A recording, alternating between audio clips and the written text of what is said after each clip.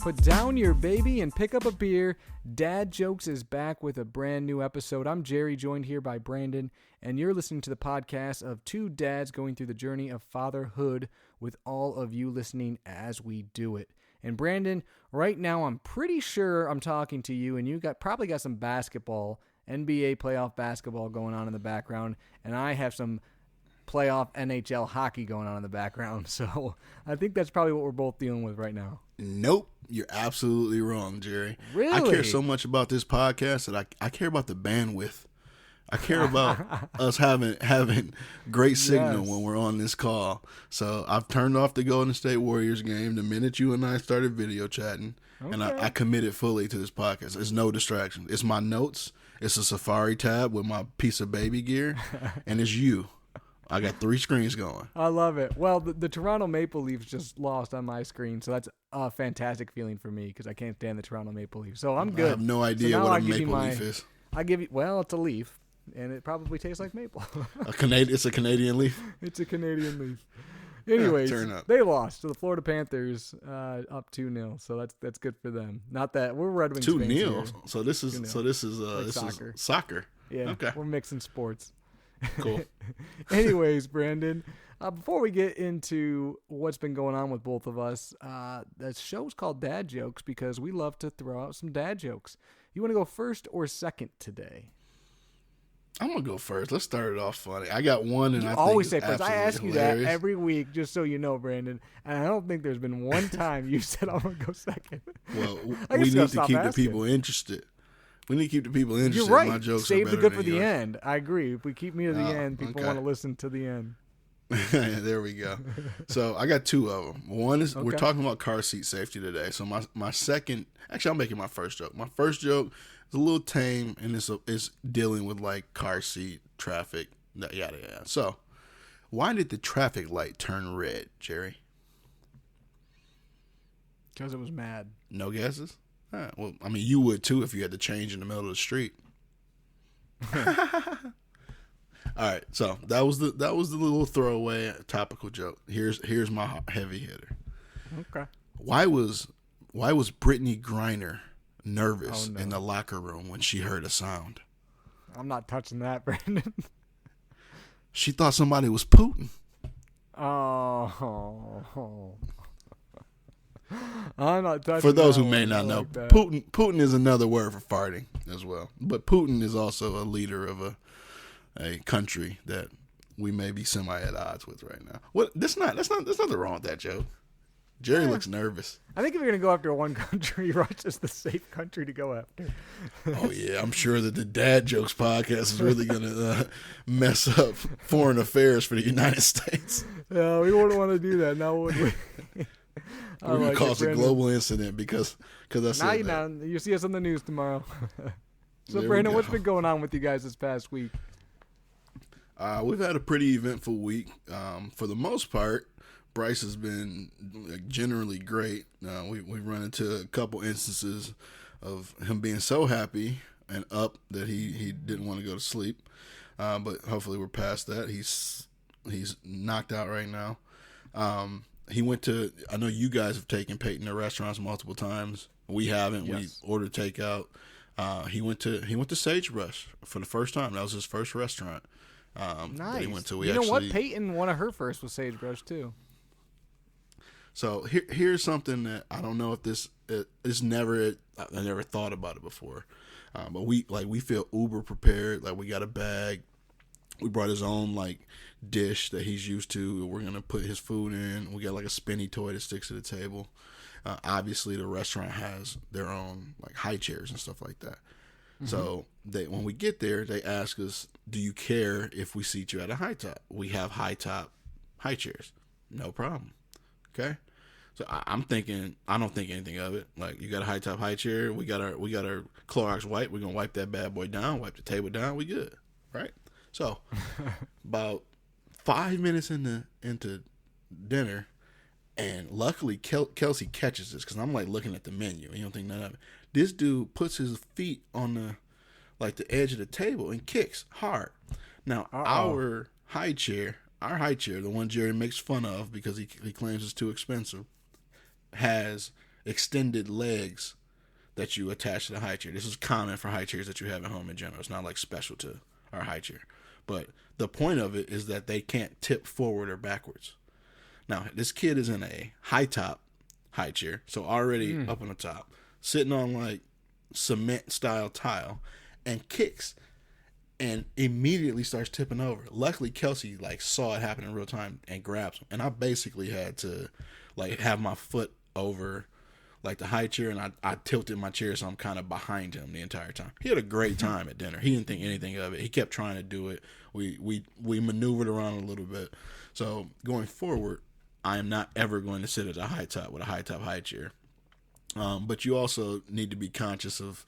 I would test out if the high chair at a restaurant that you're not used to is potentially a tipping hazard, because I'm kind of joking and like in good spirits about it right now. That would have been a problem if he would have fell back in that high chair.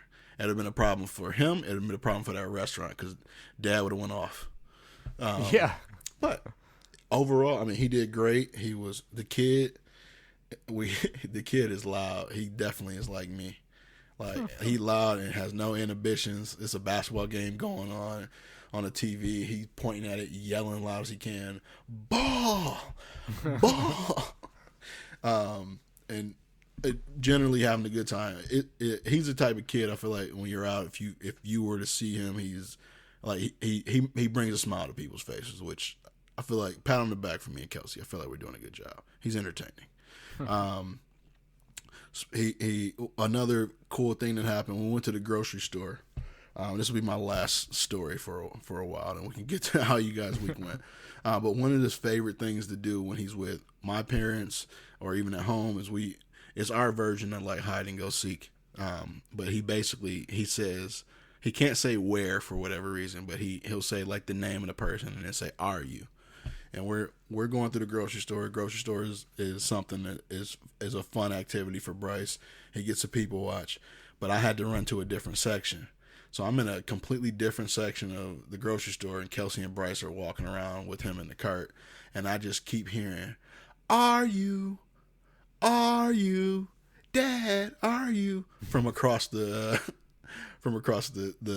Kroger, basically, which I mean kind of brought a smile to my face. So Bryce was looking for me. He thought we were playing hide and go seek in the middle of Kroger, and eventually we found each other. So other than that, it's been a fun week. He's progressing as we would want. Super happy, talkative, moving around nonstop. This is the fun time. Now talk to me in 4 months. Exactly. I like it.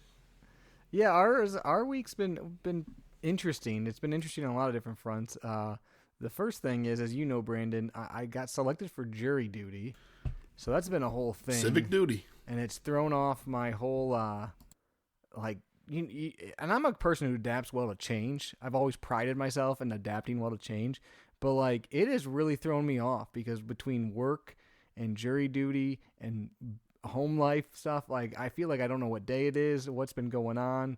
It's been an interesting week. So that's been one thing going on with us. Other things are we're getting really close to baby number 2. We're just over a month away from our due date, and we're putting the finishing touches on the house. It's crazy to think about. Yep, we just got the second Nanit came in the mail today. We got our hospital bags ready, so we're getting ready for that. That's exciting, and a little bit nerve-wracking. So that's been good. Peyton's been very hit and miss the last week. She will have some times and periods where she's just distraught, I'll put it that way, and other times where she's just the funnest she's ever been. She's just having a hi-ho time and having fun. So she's been having a hi-ho time. I like that. Yes. It's funny because you said that Bryce can't say where. Peyton like only says questions. She only says what, why, and where. Like other words we don't do so great with, but everything is. He can say where or what. Why? He does not say where. And one thing that Peyton has mastered, I don't know if Bryce has done this, but Peyton has mastered the eye roll. She eye rolls all the time, and I don't know where she learned it from, but she literally will like her mama. Oh yeah, probably. But she'll like ask you. She'll be like, "Why?" And then like start blabbering, and then you'll like say something back, and then she'll like eye roll you, like, "Oh, okay." but everything's a question. But like literally, other than like why, what, and where at the beginning of the question, the rest of it is just baby talk. But it's funny. She's and she'll like give you the shrug and put her hands up as she's asking you. So that's fun, and she'll go for a long time. One exciting thing is she's always said no for everything. Like she just says no, even if she wants yes. She just shakes her head no or says no. She's started shaking her head yes sometimes, which is good. She's finally starting to do that. She even said yes to me the other day, which was cool. But it's still not right all the time. Sometimes she shakes her head no when she wants something and vice versa. But she's doing it. And then a cool thing that, it's weird what kids learn and what they struggle with. I've been trying really hard with colors with her and haven't gotten super far. But then like Macy had a magazine, a Hallmark magazine with like Disney characters in it for like ornaments and stuff, and I asked her like 6 different characters on the page and she pointed to them all and got them right. And I was like, man, I don't ever like practice that with her. Right. But she got all those right away. But like colors, I can't get nothing. I'll say blue 1,000 times to her, and there's just nothing there. But she got Moana, and she got Stitch, and she got all these different characters she knew right away. So I do think that Tony's box helps with that because she knows some of the characters from that. So that's been exciting. And then the last thing is, this last weekend, it was actually halfway decent out, and we were able to have a couple of grill outs back-to-back days. So I had my grandparents come out, so her great-grandparents, and my dad the one day, which was fun. We grilled up some burgers that we got from the farmer's market. Peyton was playing outside, having fun. And then the highlight of the day for her was after dinner, Macy wanted ice cream, so my stepmom and her went and got ice cream. And I'm pretty sure my stepmom fed 95% of her ice cream to Peyton, so... And Peyton was loving it. Good job. So it's far and away the most dessert she's ever gotten, but she was definitely loving that. So that was fun. And then the next day we grilled out again with Macy's mom, and that was a good time. So, but Peyton's kind of getting more adventurous outside. She still doesn't like shoes, but today she was walking in the grass because she doesn't like the way grass feels on her feet. But today she was walking through it, so she's kind of gotten over that fear, I think. She likes going on the swing. She likes going on the slide. She likes playing with her water table. So she's definitely starting to learn outside toys and outside like activities, which is exciting as it starts to get a little bit nicer here. So overall, it's been a pretty good week, and we're definitely hitting that, like you said, that kind of fun stage where you're still starting to see a lot of personality and then just growth because they're just learning so much at this point. Yeah, as this weather is changing, the ability to actually go outside and do stuff is great. I mean, we had Bryce technically in the summer, but I mean, he was in a couple months it was cold, and that's when he actually was like showing signs of doing anything. It wasn't that newborn phase, and last year he wasn't walking. So this is the first time I feel like we've really been able to enjoy the good weather. We had a good day today. When I came home, he and Riley, and Riley's our dog, and Kelsey were outside playing, and I didn't walk in the house from work for probably 20-25 minutes, and we just were having a good time outside before I walked in. That's just a whole different level to me. Being able to take walks as a family, playing outside, playing with the ball.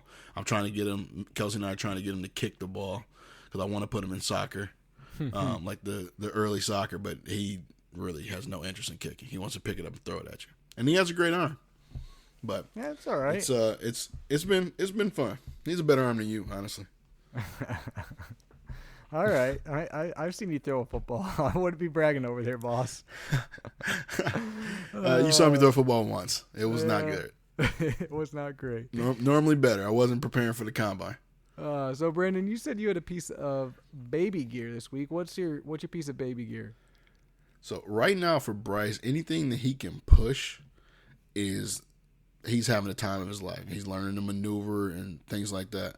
But one of his favorite toys at home, and I don't think I've brought this up before, is a kids or baby Target shopping cart.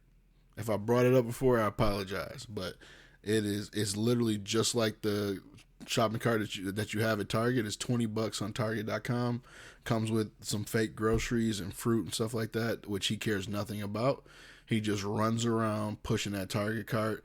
He started to see that at the end of the day, Dad uses that with like the cleanup song. So he'll put stuff in there and then try to dump it out. But pushing stuff around is one of his favorite things to do, actually, and running at the same time. So, and he's mastered the art. I know it's something that is annoying when you're at a grocery store, but he definitely will push the cart right into your Achilles tendon. Luckily, it's soft plastic, and he'll run at full speed trying to do it. So, nice. We got to definitely work on maneuvering around people, but the Target shopping cart has been a win for us so far. That's nice. Peyton has a shopping cart too. It's not a Target one, but it's like got like a weird balance to it. So she like leans on it at all. It kind of tips. She likes to throw things in it, but she doesn't like to push it that much. But she's the opposite of Bryce. She loves the groceries, like the fake groceries and stuff. She loves that kind of stuff. Shopping cart, not so much. So they'd be a good team. they could play with those toys together. Yeah, but my piece of baby gear is kind of one that I just bought this week, and it's more for the future, but I think it's something that a lot of people could benefit from. So basically, I've mentioned this before, but my brother's getting married in a few months, and we're going to have to travel to Seattle. So we're going to take 2 kids under 2 with us and travel. So we're getting some stuff prepared now for when we have to make that trip, especially because it might be harder once the baby's born.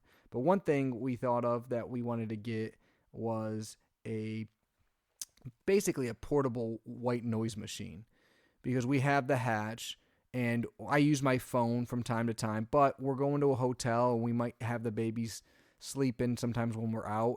And if you need your phone on you and you have them in a different room or something, it's nice to have just a portable white noise machine that's not huge and bulky or has a bunch of cords. So we bought one. I bought one. It's the Dream Egg white noise machine. It's a portable sound machine.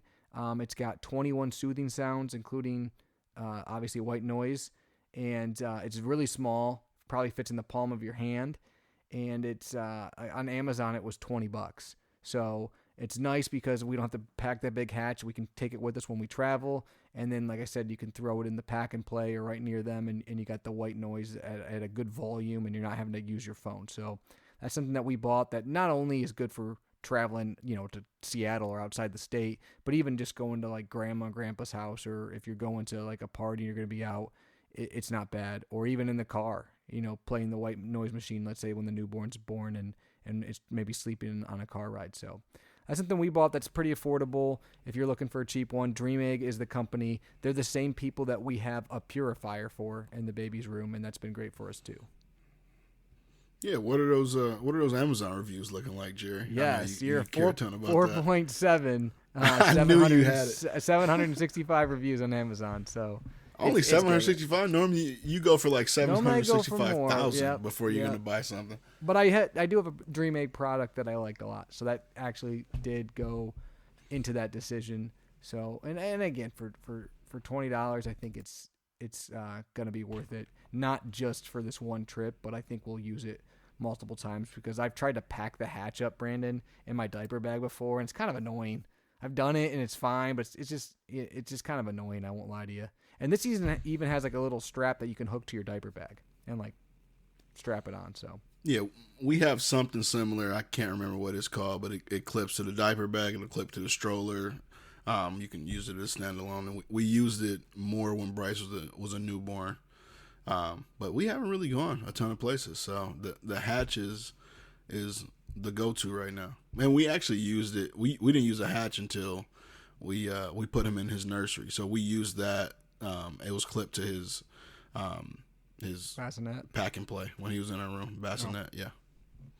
Yeah, no, that's a good point. That's part of the reason why we wanted it too. Like I said, with having the newborn on the way, we probably will use it more. But the hatch I can't has believe been great. how close you guys are.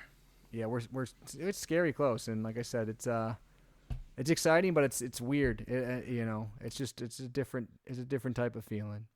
But Brandon, let's get into today's topic, which is relevant for newborns, but also for kids, for a long, long time. This is something that I think sometimes dads, first time dads, or maybe dads that have just smaller children, don't necessarily realize all the time. But like kids are in car seats or at least booster seats or something for a very long time. So we're going to talk about car seats in general and maybe some safety tips and different things that you may or may not know, or things that might help you all the way from taking them home from the hospital to them buckling up like me and you do, Brandon. So that's kind of going to be our topic today. And there's a lot about car safety. It's really, really important. So the first thing that I will kind of hit on is when you have a newborn. Usually there's a difference between a newborn car seat and then a convertible car seat, which we'll go into. But the one thing, if you do a lot of research, you can read about what is the safest place for a child to be. One consistency is it's always not in the front seat. You want them in the second row for sure, unless it's not possible because you have like a regular cab or whatever on a truck. But you definitely want them in the second row. And then most sites and most sources will say that the safest place, if you only have one, is to put them in the middle. If you put them in the middle, because there's no impact on either side, which I know there's been people that in the past that say behind the driver because they protect themselves, or on the other side because then it's the way you turn. Whatever it is, if you read most places, they'll say the middle, and it makes sense if you think about it, because either impact on either side, it's going to be the furthest away from that. So that is kind of the first thing I'll lead off with. And then along the same lines, if you do have multiple kids, they say to put the oldest kid actually in the middle, is what I've read, because the oldest kid typically has the least amount of protection around them because they're bigger. It makes sense. So that's it. For whatever that's worth, that is what I have found in my sources. Anything to add on that, Brandon?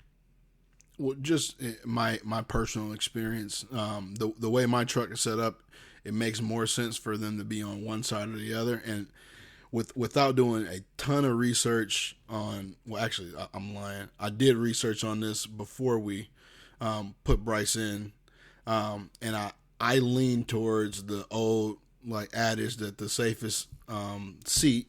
And I knew it was the middle seat is what we wanted, but it just didn't work for our truck. So I'm like, I'm gonna put him in the seat behind me. And just from a practicality standpoint, I felt more comfortable with him behind me.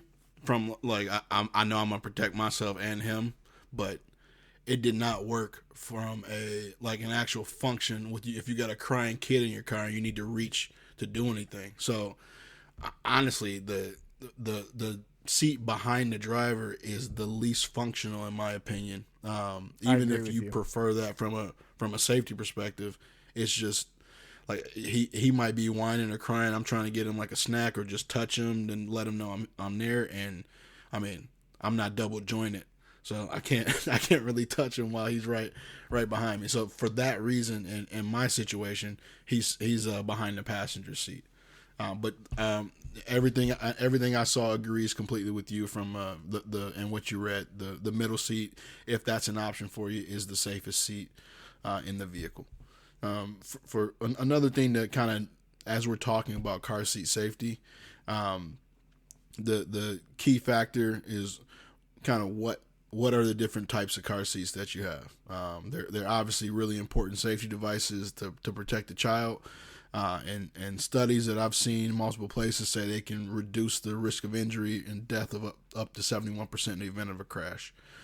So first thing to keep in mind is choosing the right car seat for your child that fits into your budget. And there are three main types of car seats. You have infant car seats, convertible car seats, and booster seats.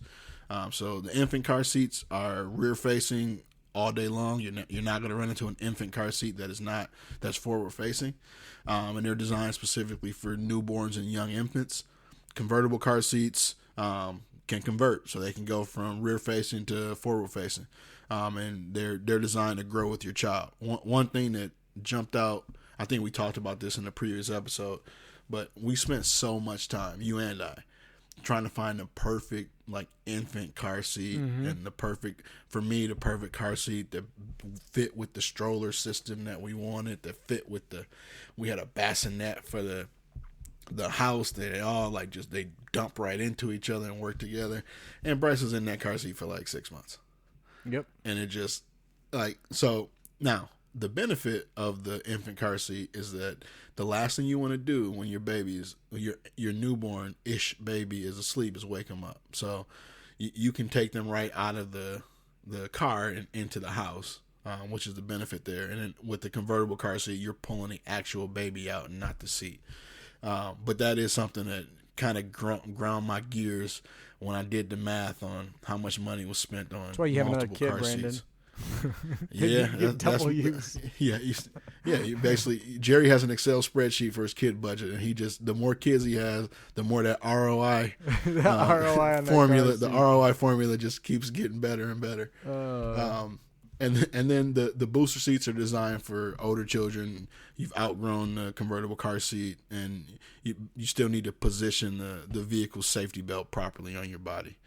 So it's super important based on not just age. Sometimes parents are really quick, and we'll get into this in a little bit, to move them from one stage to the other. It's more important to pay attention to the height and weight, and read the manufacturer's guidelines to try to push the limits of really where your child needs to be in each stage. Yeah, the big thing too, and you'll hear this probably more than anything else when it comes to safety in car seats, is every single thing will tell you keep your kid rear facing as long as possible, but at a minimum until they're over 2 years of age. So, but the rear facing is safer, it is better. So if you can keep your kid rear facing, do it as long as possible.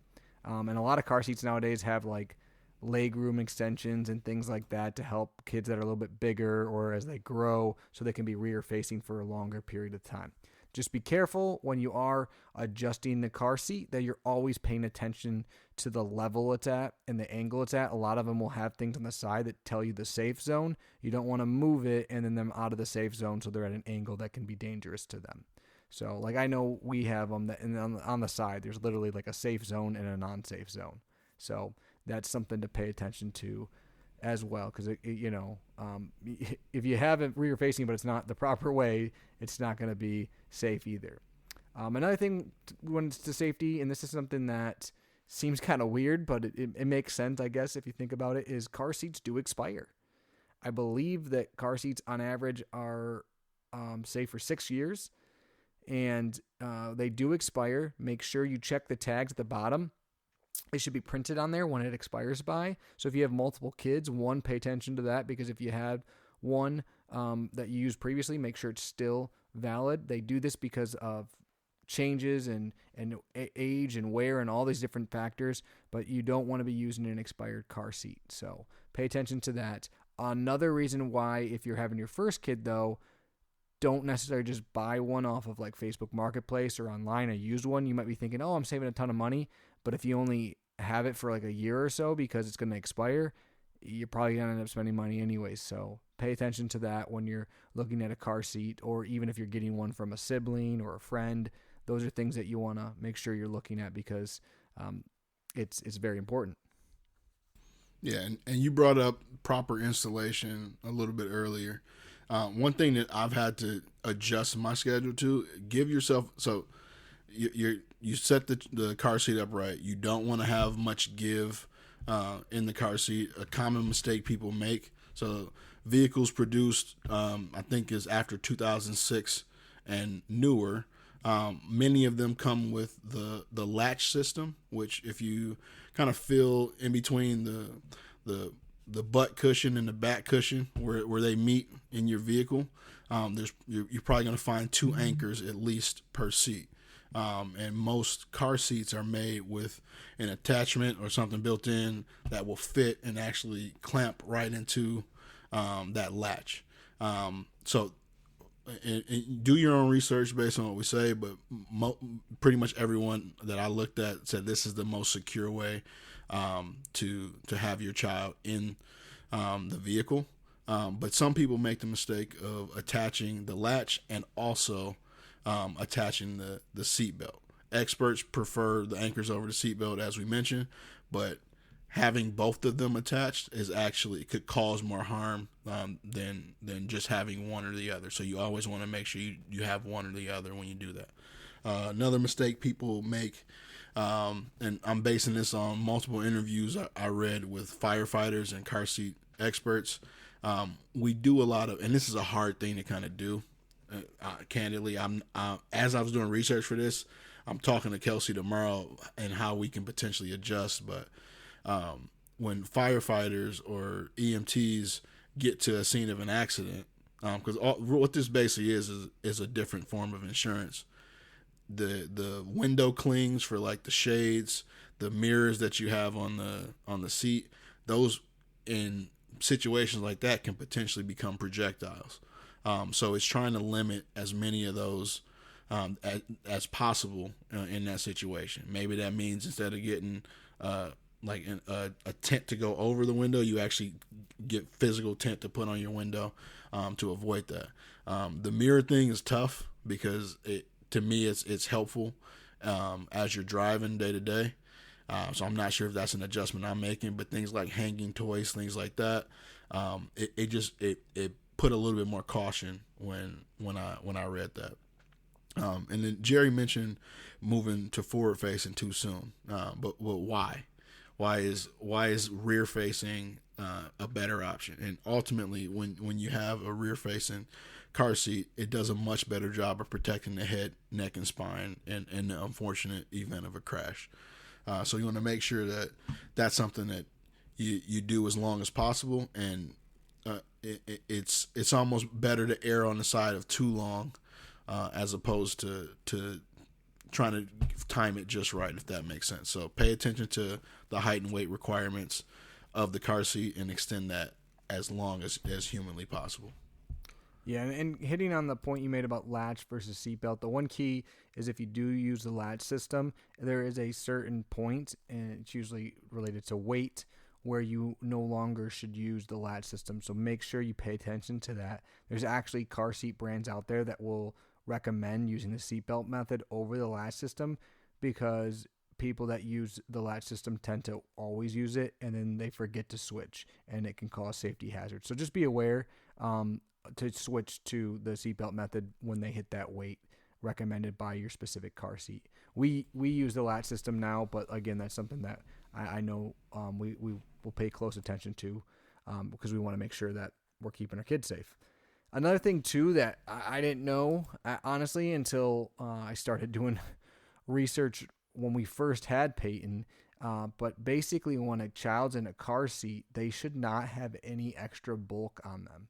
Meaning if they have a coat on, you should take it off, or you shouldn't have a bunch of blankets or anything like that are in the way of them in the actual seatbelt part of the car seat, because it can cause an issue, and it can cause hazards that can harm your child in case of an accident or even not in an accident. So make sure you're taking off bulk, is what I'll call it, before you're putting your kid in their car seat, especially when they're younger and smaller. You want to make sure that they are basically in there with just kind of like, a onesie or a t-shirt or something that's kind of, thin, if you will, Brandon. You probably read that too about the bulk thing.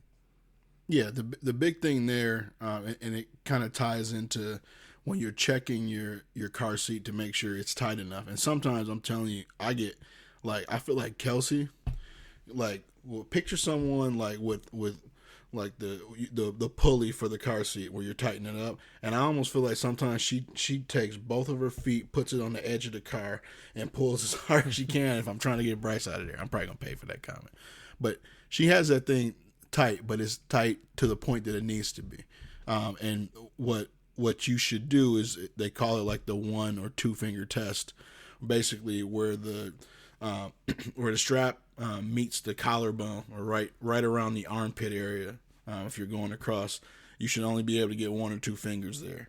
And that if it's any more than that, then the strap is not tight enough. And part of the reason that you don't want to have extra fluff is because it can create a gap in between where the straps and your child actually is, that you don't necessarily feel because it's a lot of extra fluff there. And the reason behind all of that is, in the event of an accident, you don't want any room for like your child to slip through. You want them to be completely secure while they're in the vehicle. they have cushioning all around them. Basically, they don't go anywhere. And the car seat does its job to keep them protected. So that's you want to make sure that you check the straps. And one other thing that I noticed this recently, you need to make sure you're checking your car seat. Like, I would check it every time that you put your child in, because if you're not, over time, it could be like, we get it really tight in the beginning. When you're setting it up, and sometimes you set it and just assume that it's going to stay like that, and that's not necessarily the case. So make sure that you're pulling it, and making sure it's not moving any more than it should. That everything is staying level, like Jerry mentioned in the initial installation. But that's not just a one-time thing. You set it and don't think about it anymore. You should check that every time that you're putting your child in the car seat. Yeah, and a random thing that kind of just popped in my head too, Brandon, that I thought was kind of funny the first time I read it, but then it makes sense. But if your car seat has like random things set up with it, like cup holders or something like that, do not take them apart, or do not install them, because the way that the car seats are tested and designed are with it fully built and functional. So as silly as it is, if your car seat has like cup holders, put them on there and keep them on there, even if you're not using them, because it actually can help with the integrity of the car seat itself. So that was a random point that I kind of want to touch on. I almost did not put the cup holders on Bryce's car seat, but I actually read the instruction manual. Yeah, and it says it clearly. It does say it right on there. Exactly what you just said. And then I'm going to read this one, Brandon, because we're not there yet, but I want to read what I've read. It's on the mayoclinic.org website. But basically, it says kids, so when are you done with car seats, right? It says most kids can safely use an adult seat belt sometime between the ages of 8 and 12. But these are the steps to check to make sure your kid's ready. So once your kid reaches the height of 4 feet 9 inches, that should mean they're ready. Also, your child sits against the back of the seat with his or her knees bent comfortably at the edge of the seat and can remain that way for the entire trip. And lastly, the lap belt lies low across the child's upper thighs, not the stomach. The shoulder belt rests on the middle of your child's chest and shoulder, not the neck or face. So if all those things are true, then your kid probably can go from being in a booster to actually being just a car, like us sitting in the car. But until then, keep your kid in a booster seat. And honestly, you're probably not hurting anything if your kid's in a booster seat unless they're real tall, which with my height and your height, Brandon, we probably ain't got to worry about that too much. But maybe more so. Kelsey got some height. She does. Kelsey does have some height. You're right. The last thing that you mentioned really, and we talked about this last week as well. It's not just the physical attributes of the child that they're hitting on with these rules, but it's the actual behavior and the maturity, because they may physically be able to do most of the things that are on this list or all of the things that are on this list, but part of that as well, of these steps, is being able to sit properly, no slouching, and not playing with the seatbelt. So can they follow the instruction and actually do it? It's not just sitting in the seat, but actually it is just sitting in the seat. Nice. I like it. But yeah, overall, I mean, obviously there's lots of great sites out there too. If you have any questions, always check your manual to your car seat and read that, and, look up crash ratings and those kinds of things too. If you have questions about the actual integrity of the specific car seats you're looking at, they're all published. All the stuff is out there for that. And as Brandon and I found out before we had our kids, there are numerous articles and ratings and reviews on every car seat imaginable. So if you ever have any questions, you can find them. They're not hard to find. But look up Ellie on YouTube with Magic Bands. Right. That's our guy. Brandon, I'm going to tell you a quick story really quick, because we're talking about car seats and spending money when they're newborns beforehand. So I mentioned earlier, we're traveling to Seattle later, and we're going to have 2 under 2. And the most annoying thing in the world to me is we spent all this money on this great stroller, this great car seat that can go in the stroller, and all this stuff, and yet basically we're not going to bring it, because everything I've read that says don't bring it, they'll break it. So I don't want to bring it and have it get broken. So, oh, wow.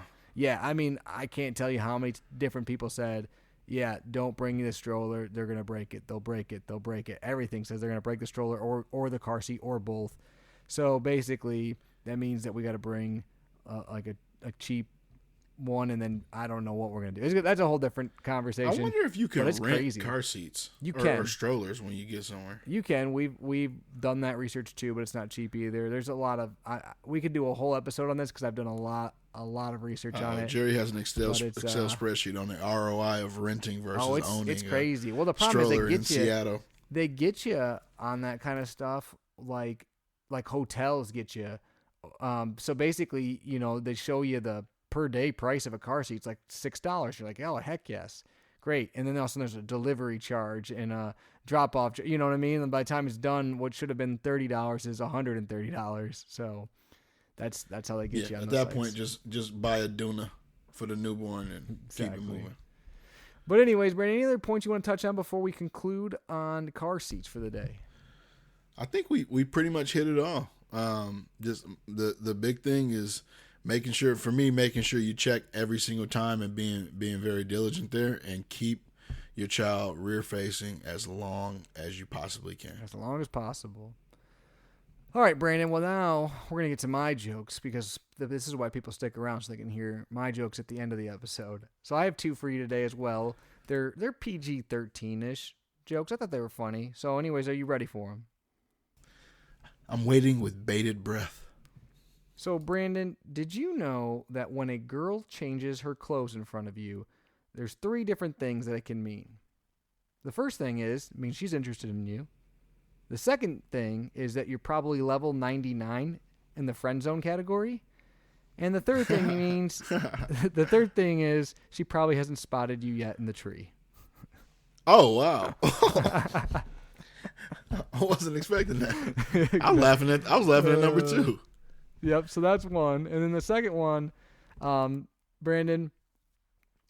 So my wife the other day took off her shirt and bra during an argument while I was winning. I called it a booby trap. You're really into D. Okay, you got me. That was funny. Yeah. They were related ones. You're into no clothes right now. They were into that. They were related jokes. So I thought that was funny. I saw them in the same place, so that's probably why. That was funny. Yes. But for everyone who's listening, booby trap. For everyone who's listening, if you haven't already, please like all our social media pages, write a review, tell your friends about us, give us suggestions of what you want to hear on the show, or if you want to be on the show. We actually might have a guest pretty soon, Brandon. We had someone approach us just the other day about being on the show, so we might have to have them on soon. He's gonna be a new daddy. A new daddy, yeah, that's exciting. So now we're the vets who get to tell him all about fatherhood, how times have changed. But yes, please like us on all our stuff there. But until next time, I'm Jerry, joined here by Brandon, and as always, you've been listening to Dad Jokes.